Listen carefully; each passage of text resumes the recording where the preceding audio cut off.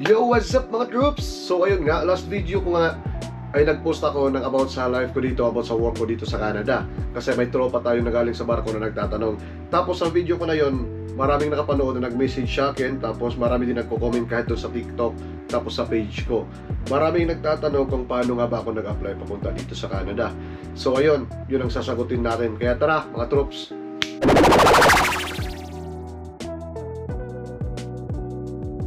So ayun nga mga troops, pasensya kung sa ibang mga nagme-message, sa ibang mga nagko-comment sa akin na hindi ko kaagad nasasagot yung mga katanungan nyo about dito sa Canada. Minsan kasi hindi ako masyadong nag-active sa, lalo na sa TikTok.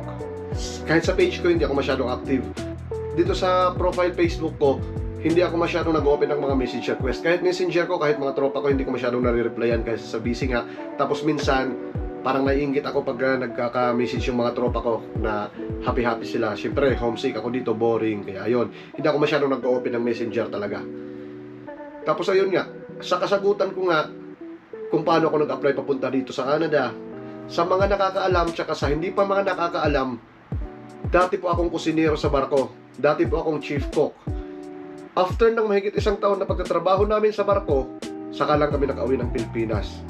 So ayun, August 2021 nang makauwi kami ng Pilipinas kasi kasagsagan ng pandemic pa noon, pahirapan nung pag-uwi, pahirapan ng crew change. Mga ibang bansa hindi kami pinapayagan ng mga crew change Kaya nag-divert yung barko namin papunta ng Pilipinas para lang kami makauwi. So ayun, August 2021 nakauwi na kami.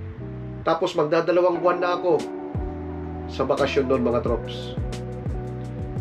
Pagsapit ng October 7 mga troops, mahigit 2 buwan na akong nasa bakasyon noon, nang biglang dumating yung isang nakakainis na nakakalungkot na pangyayari sa pamilya namin.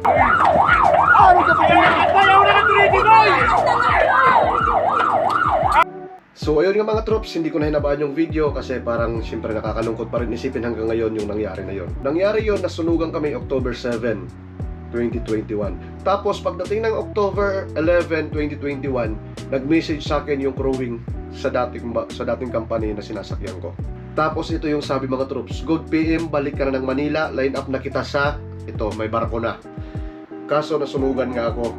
Kaya ito yung sinagot ko, "Sir, good afternoon, gusto ko sana makabalik trabaho sir, kaso nagka-problema, nasunugan po kami, di ko na-save yung passport ko at Seaman's book ko, inasikaso ko pa sa BFP para makakuha ng affidavit of loss sir, para makakuha ulit ng bagong passport at Seaman's book." Kasi mga troops, ito na yung nangyari sa passport at Seaman's book ko. Dahil nga hindi ako nakabalik sa barko, mahaba-habang panahon yung hinintay ko. Alam naman natin kung paano yung proseso diyan sa Pilipinas. Pahirapan, paggastuhan talaga pag kumuha ulit ng mga requirements, di ba? Kaya natagalan ako, hindi rin ako nakasampa sa barko noon. Actually, 3 companies pa yung tumawag sa akin kasi ibang mga official ko sa barko na lumipat ng company, ni-refer din ako nila sa mga company nilipatan nila. Kaya ayun, dahil napakaganda ng mga referral nila sa akin, tapos nagustuhan ako ng company, ng mga crewing doon, 3 company yung tumawag sa akin. Kaso nga lang, wala akong Seaman's book, wala akong passport. Hindi ako nakasakay, hindi ako nakasampay, hindi ako na-line up. So ayun na mga troops, dahil wala akong passport, wala akong Seaman's book, hindi ako nakasampa, hindi ako nakabalik sa barko. Pero pagdating ng December, kasagsagan ng bagyo, hindi ko maalala kung anong bagyo yon, pero kasagsagan ng bagyo hating gabi. Nandun na kami sa bahay ng tito ko, sa isang bahay na walang nakatira kasi nasunugan niya kami ng bahay. Hating gabi mga troops, mga 12 or 1 ng hating gabi sa Pilipinas, biglang tumawag yung pinsan ko. Sabi ng pinsan ko, nandito sa Canada, "Bro, try mo lang pa-interview kung gusto mo mag-work dito sa Canada." Napapaisip ako kasi wala talaga sa plano ko mga troops, wala sa plano ko, wala sa pangarap ko na mapunta dito sa Canada, manirahan tapos magtrabaho. Kasi alam naman natin, para sa akin, sa mga nakakilala sa akin, buong buo talaga yung plano tsaka yung pangarap ko, sa barko ako magtatrabaho. Pero sa gabing yon, inisip ko, baka may mas magandang plano pa para sa akin kaysa sa pangarap ko. Kaya yon, sabi ko, sige kuya, try ko pa-interview. To cut the story short mga troops, December 24, 2021, araw ng interview ko. So, after ng interview ko, in-interview lang ako about sa mga, kung ano yung mga nalalaman ko sa kusina, tapos tinanong-tanong ako about sa mga recipes. Di ko alam kung tama yung mga sinasagot ko. Basta sagot lang ako ng sagot. So ayun mga troops, kinahapunan, mga 5 or 6 siguro ng gabi ganon, nagluluto ako para sa Noche Buena mga troops. Nang biglang may nag-message sa WhatsApp ko mga troops. Tapos ito yung message. Congratulations! You got the job! Congratulations! So ayun mga troops, magandang regalo sa Pasko ko. Magandang pampalubag loob dahil nga nasunugan kami, may trahedyang nangyari sa pamilya namin.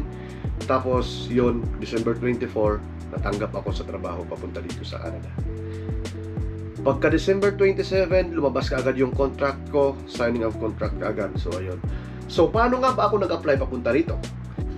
So bali, yung apply ko ay direct na talaga sa employer ko, which is yung restaurant na pinagtatrabahuan ko ngayon. Tapos may immigration consultant lang na nag-asikaso ng mga papilis ko dito sa Canada. Tapos ako naman yung nag-asikaso ng ibang mga papilis sa Pilipinas. So ayun, para sa akin hindi ako nag-apply. So ayun nga mga troops, bali hindi nga talaga ako nag-apply totally. Kasi parang nagpa-interview lang ako, tapos lang ng resume, tapos nung pumasa ng interview ko, yun, signing of contract na kaagad, tapos process na ng papers, ganun na. So ayun, wala akong agency dyan sa Pilipinas, direct hire ako sa employer ko. Sa mga nagtatanong kung paano at kung saan makakapag-apply ng katulad ko na direct hire dito, pasensya na po. Hindi po kasi talaga ako sure, hindi ko alam kung paano kayo makakahanap.